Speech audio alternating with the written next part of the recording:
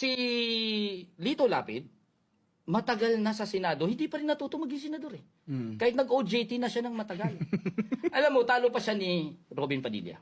Si Robin Padilla, ganun din. Tumakbo sa Senado para mag-OJT. After 2 years, at least natuto ng parliamentary procedure. Naalala mo yung isang Senate hearing?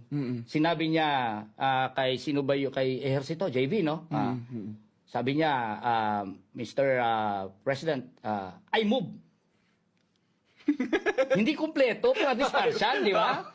Natuto siya ng parliamentary procedure after 2 years, sabi niya, I move.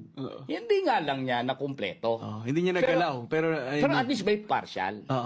Patapusin natin, hanggang 3 years pa siya. Baka makumpleto niya na yung sentence niya. At least gumalaw na. I move. I move. Tapos later on, pwede niya nang kumpletohin.